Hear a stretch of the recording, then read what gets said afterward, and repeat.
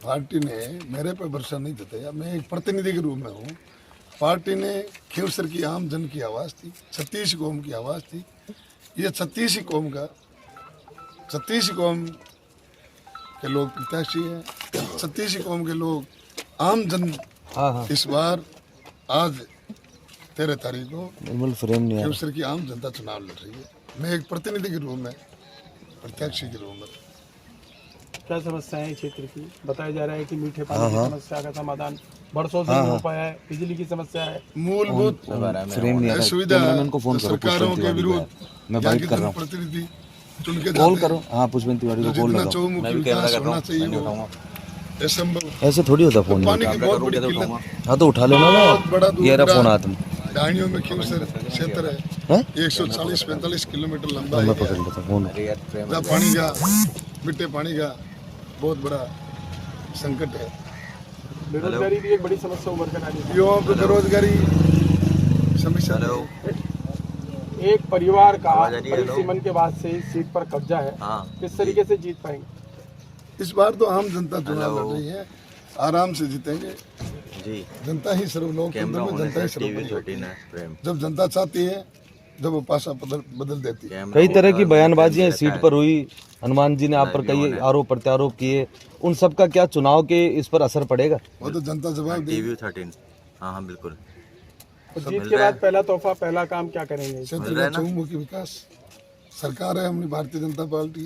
राजस्थान में हमारे यशस्वी मुख्यमंत्री भजनलाल जी शर्मा साहब, उनके नेतृत्व में जो पिछले 10 महीने का जो कार्यकाल था, तो विकास की दृष्टि में लेके जाए तो वो चहुमुखी विकास हुआ है।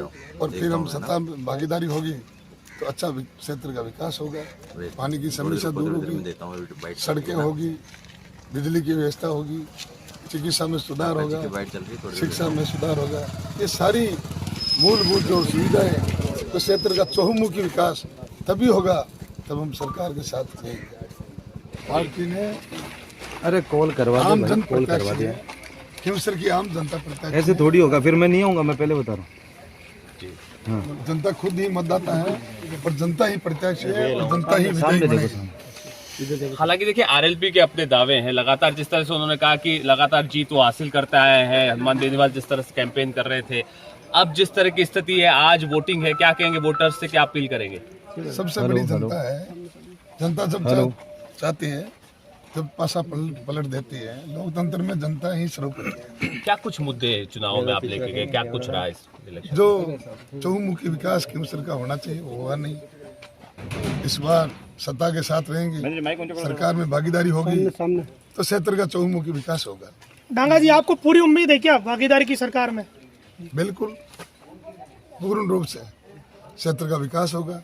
जो भी किसानों की समस्या, युवाओं की समस्या, उसमें हमारे यशस्वी मुख्यमंत्री भजनलाल जी शर्मा साहब, तमाम भारतीय जनता पार्टी के वरिष्ठ नेताओं ने और यहाँ के क्षेत्र के लोगों ने मिलके क्षेत्र का खींवसर का चहुमुखी विकास होगा। बयानबाजी का कितना असर दिखाई देगा?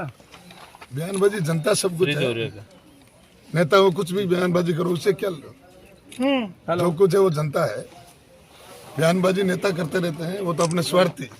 क्या आपके नेताजी ने भी कहा कि मुंह मुंडवा लेंगे, आपकी पार्टी के नेताजी ने भी कहा। मैंने तो ऐसा सुना नहीं। क्या आपको लगता है कि सरकार आपके तो मुख्य मुद्दे विकास वाले रहे, ये कह रहे हो? विकास अवरुद्ध है। इस बार जनता परिवर्तन चाहती है, सत्ता के साथ रहना चाहते हैं। सत्ता में भागीदारी होगी तो क्षेत्र का चहुमुखी विकास होगा। कुल मिला के एक तरफ ये कहा जा रहा है कि संघर्ष करते हैं हम लोग, दूसरी तरफ आप विकास की बात कर रहे हो, तो पब्लिक को तय करना है कि संघर्ष सही है, विकास सही है। पब्लिक को संघर्ष ही पसंद है और विकास ही पसंद है। संघर्ष तो मैं हूँ, मैं करता आया हूँ। हनुमान बेनीवाल जो विधायक था ना, तो विधायक में उसका एक मैं हिस्सा, उसका एक पार्ट था, मैं भी एक पार्ट। आपने ये बात कही भी है मंचों से कि हमने बहुत मेहनत करी है। हमने बहुत मेहनत की, मैं भी उसका एक पार्ट हूँ पार्टी बनाने में, और मैं उसका एक भी पार्ट था, एक हिस्सा था।